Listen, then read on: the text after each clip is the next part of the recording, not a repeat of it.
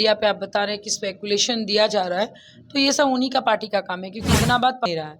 Already BJP की तरफ से उनको साफ साफ बोल दिया गया, या तो आप जमुई जाओ, या तो मधेपुरा जाओ, या तो कहीं और भी 2-4 जगह का। आपने जमुई को लेके फिर से स्टार्ट हो गया है दावेदारी कि मैंने केंद्रीय विद्यालय बनाया, पासपोर्ट ऑफिस का भी मैंने ही बनाया। ये सारी चीज़ें वो करना शुरू कर दिया। पहले आप जमुई जाओ, जमुई से लड़ो, जहाँ के सांसद हैं वहाँ से आप कुछ किए नहीं, अब कहीं से भी लड़ो, हमें कोई मतलब नहीं है।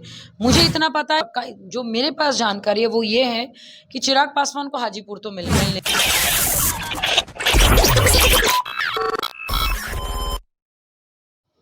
नमस्कार, मैं प्रिंस कुशवाहा। बिहार टॉक देख रहे हैं। देखिए, सीट शेयरिंग को लेकर काफ़ी बिहार में घमासान मचा हुआ है। आपको बता दें कि एनडीए के तरफ से, जो कि अभी कोई औपचारिक तौर पे ऐलान नहीं हुआ है, लेकिन जबकि आप सोशल मीडिया पे देख रहे होंगे कि किस तरह से सोशल मीडिया पे आ रहा है कि पशुपति पारस को 4 सीट की जगह 2 मिल रहे हैं और वहीं चिराग पासवान को 4 सीट दिख रहे हैं। इस पर बात करने के लिए हमारे साथ राष्ट्रीय लोक जनशक्ति पार्टी के राष्ट्रीय प्रवक्ता देवजानी मित्रा जी हैं। क्या लगता है मैम, 4 सीट चिराग पासवान और पशुपति पारस जी को 2 मिल रहा है? पता नहीं, मैंने ऐसा तो खबर नहीं सुना, आप ही के मुंह से पहली बार सुन रहे हैं। और अगर जो भी सोशल मीडिया पे आप बता रहे हैं कि स्पेकुलेशन दिया जा रहा है, तो ये सब उन्हीं का पार्टी का काम है, क्योंकि इतना बात पक्का जो मेरे पास जानकारी है वो ये है कि चिराग पासवान को हाजीपुर तो मिल नहीं रहा है। ऑलरेडी बीजेपी की तरफ से उनको साफ साफ बोल दिया गया, या तो आप जमुई जाओ, या तो मधेपुरा जाओ, या तो कहीं और भी 2-4 जगह का। आप पिक एंड चूज एंड ये करो, तो आपको हाजीपुर भूलना पड़ेगा। इसीलिए अचानक से उनका सोशल मीडिया पे जमुई को लेके फिर से स्टार्ट हो गया है दावेदारी कि मैंने केंद्रीय विद्यालय बनाया, पासपोर्ट ऑफिस का भी मैंने ही बनाया। ये सारी चीज़ें वो करना शुरू कर दिया।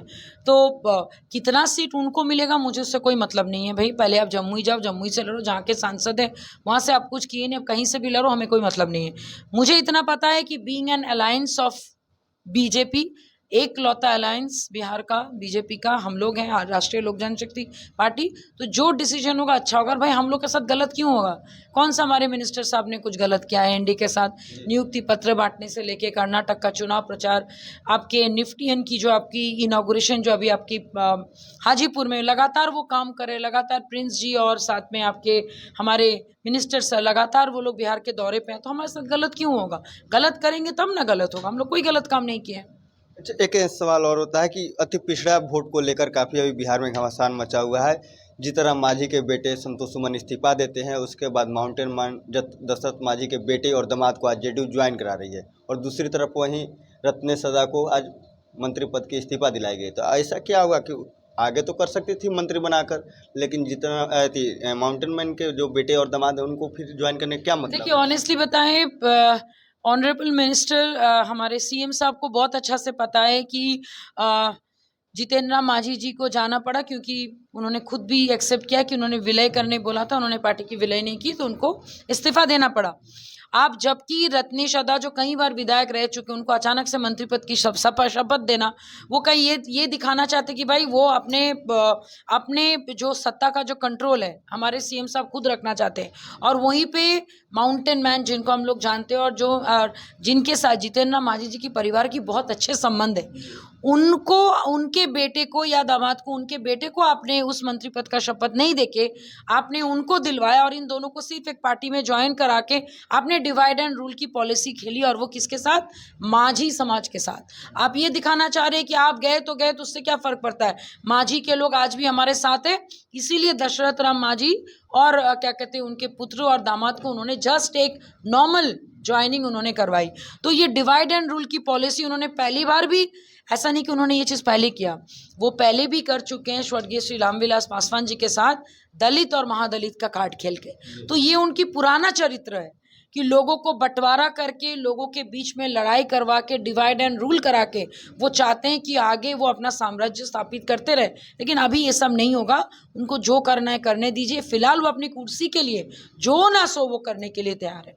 क्या लग रहा है 2024 में दशरथ मांझी कार्ड खेल कर कुछ लग रहा है असर आई पड़ेगा? डोंट थिंक सो, मुझे बिल्कुल नहीं लगता है, क्योंकि वो आपके मांझी कार्ड खेल ले, दलित कार्ड खेल ले, महादलित, इनको हमेशा उन्होंने यूज़ किया। ये सरकार दलित विरोधी हम सब जानते हैं। अभी वो जो भी करेंगे अपने सिर्फ कुर्सी के लिए करेंगे, अपनी सीएमशिप को बरकरार रहने के लिए करेंगे, क्योंकि ऑलरेडी उन्हीं के पार्टी के ललन सिंह जी उनका साथ छोड़ दिए कि भैया हमने आपका बहुत साथ दिया है, फिलहाल तो मैं आरजेडी के साथ हूँ और मैं आरजेडी का एजेंट बन के अभी वो काम करें, क्योंकि उनका भी मन में ये लालसा है कि अगर ऑनरेबल सीएम साहब किसी भी हाल में गिर जाते हैं या कोई काम उनसे होता नहीं है, तो अगला सीएम का दावेदार कौन है? तेजस्वी प्रसाद यादव। तो डेप्यूटी सीएम कौन बनेंगे? ललन सिंह। तो वो लोग ऐसे टीम बन के काम कर रहे हैं, लेकिन वो लोग ये नहीं जानते कि ऑनरेबल सीएम साहब इतनी आसानी से अपना कुर्सी छोड़ने वाले नहीं है। तो अपने आखिरी दाव तक वो ये सारी गेम खेलते जाएंगे, लेकिन इस बार कुछ फायदा होने वाला है नहीं, किसी को नहीं होने वाला है। अच्छा, आपको क्या लगता है कि जीतनराम मांझी का एक तरफ उनको बोला जाता है कि पार्टी आप जेडीयू में विलय कर लीजिए, उसके बाद उनसे जबरन इस्तीफा दिलवा दिया जाता है, जिस बयान पे नीतीश कुमार खुद खंडन करते हैं। आप इसको कैसे देखते हैं? देखिए, हमारे ऑनरेबल सीएम साहब विलय करना बोलना, फिर और वो भी इतने सीनियर मोस्ट लीडर को, जीतनराम मांझी जी पहले भी सीएम भी रह चुके बिहार की, और संतोष सुमन जैसे पढ़े लिखे, ऐसा सिर्फ नॉर्मल नहीं, काफ़ी पढ़े लिखे प्रोफेसर हैं, नेट क्वालिफाई कर चुके हैं वो, तो बहुत ज़्यादा पढ़े लिखे लोग बहुत दिन तक महागठबंधन में टिक नहीं पाएंगे। और अभी कुछ भी हो जाए, नीतीश कुमार जी के बाकी भी जो सांसद या बाकी भी जो उनके विधायक की जो टोली है, वो भी देखिएगा धीरे धीरे तोड़ ताड़ के आपके एनडीए में आ रहे हैं। समय के इंतजार कीजिए। और मैं तो ये भी आपको बोलना चाहती हूँ कि हमारे ऑनरेबल सीएम साहब यू टर्न लेने की कोशिश कर रहे हैं कि दोबारा वो एनडीए में वापस आ जाए, लेकिन दरवाज़ा तो बंद है। ऑलरेडी अमित शाह ने बोल के गए हैं वो पूर्णिया में, आपके यहाँ पे नवादा में, सॉरी, कि भाई उनके लिए दरवाज़ा बंद है, हम लोग उनको नहीं लेने वाले। अब उनको ये सोचना है कि वो करना, क्योंकि उनको दोबारा कुर्सी चाहिए। 8वीं बार से उनको संतुष्टि नहीं मिली, उनको 9वीं बार फिर से सीएम बनना है, तो वो हर वो चीज़ करेंगे जो उनको नहीं करना चाहिए। काम धाम छोड़ दिया उन्होंने, डेवलपमेंट छोड़ दिया उन्होंने, और बात करने पर बोलते हैं कि कभी भी इलेक्शन हो सकता है, ताकि वो जल्दी जल्दी कुछ शिलान्यास करे, फीता काटे और दोबारा वो सीएम बन जाए। लेकिन इस बार गुमराह करने से कुछ काम नहीं चलेगा। आपको क्या लगता है, जिस तरह से बिहार में जो वोटों की बांटने की राजनीति चल रही है, दलित महादलित लोगों को ज्वाइन कराया जा रहा है, जीतनराम मांझी एनडीए में आते हैं और फिर इधर जेडीयू है, क्या 2024 में कुछ अलग होने वाली है क्या? 2024 में अलग कुछ नहीं होने वाला है। 2024 में ये होने वाला है कि मैक्सिमम लोग, उपेंद्र जी भी ऑलरेडी आ ही गए, आरसीपी सिंह इज देयर, मुकेश सैनी भी आपका 25 को ऐलान कर ही देंगे, उनका भी मैंने डील डन ही समझिए। संतोष सुमन जी भी आपके आ रहे हैं, हम लोग हैं ही। चिराग पासवान अपना देख ले उनको क्या करना है, क्योंकि भाई वो अपने आप को मोदी के हनुमान बोलते हैं, तो डिसीजन उनको लेना है। और अगर ये सारे लोग जब ऑलरेडी एनडीए के साथ है, तो आप सोचिए महागठबंधन में और बचा ही कौन। और लोग, जितने भी लोग हैं, कुछ भी हो जाए, बीजेपी किसी भी हाल में आरजेडी की सरकार तो बनने नहीं देगा बिहार में, ये बात आप जान लीजिए। महागठबंधन लोग बोल रहे हैं कि 23 तारीख को हम लोग विपक्षी एकता की बैठक कर रहे हैं, 24 और 29 को अपने राष्ट्रीय अध्यक्ष और अपने गृह मंत्री को भेज कर यहाँ पे मैनेज करना चाह रहे हैं। देखिए, हुए लोग हैं। देखिए क्या है ना, विपक्षी एकता किसके खिलाफ? मोदी जी के खिलाफ। लेकिन अभी तक वो लोग चेहरा क्लियर नहीं कर रहे। पहले था क्या कि पीएम कैंडिडेट कौन? हमारे सीएम नीतीश कुमार, बिहार के सीएम। अभी उनसे भी दावेदारी हट गई, क्योंकि कहीं ना कहीं से कांग्रेस का प्रेशर आया कि भाई राहुल गांधी जी को बनाना है। कर्नाटक के जीत के बाद इतना ज़्यादा वो लोग अति उत्साही हो गए कि अभी वो लोग सोच रहे कि वो लोग कुछ भी कर सकते हैं। तो कहीं ना कहीं वो एक प्रेशर था, वो प्रेशर की वजह से अभी कौन पीएम बनेंगे, कौन दावेदार होगा, वो तो 23 को ही पता चलेगा।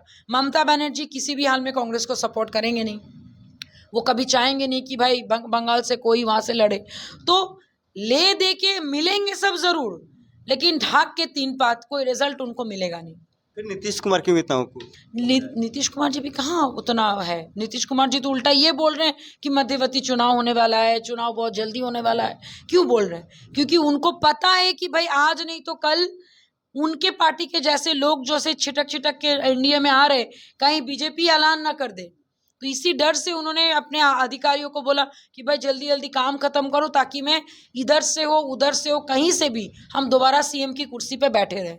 तो ये उनका भविष्यवाणी, अगर उनका ये भविष्यवाणी है कि भाई चुनाव, तो मेरी भी एक भविष्यवाणी है कि आप कितना भी कुछ कर लीजिए, पीएम मोदी को आप 2024 में हटा नहीं सकते, और 2025 में आप तो सीएम बन के आएंगे नहीं। ये मैं भी आपको भविष्यवाणी कर दे रही हूँ। देवजानी मित्रा थी, जिन्होंने अपनी बातों को रखा और बताया कि 2024 के लेकर क्या कुछ रणनीति बन रही है एनडीए में। बहरहाल इस खबर में इतना ही। इसी तरह तमाम खबरों के लिए हमारे साथ बने रहें। अब बिहार टॉक देख रहे हैं। ऐसे ही खबरों के लिए जुड़े रहिए बिहार टॉक से। यूट्यूब पर लाइक और सब्सक्राइब करें, बेल आइकन जरूर दबाएं। फेसबुक, ट्विटर और इंस्टा पर फॉलो करें। धन्यवाद।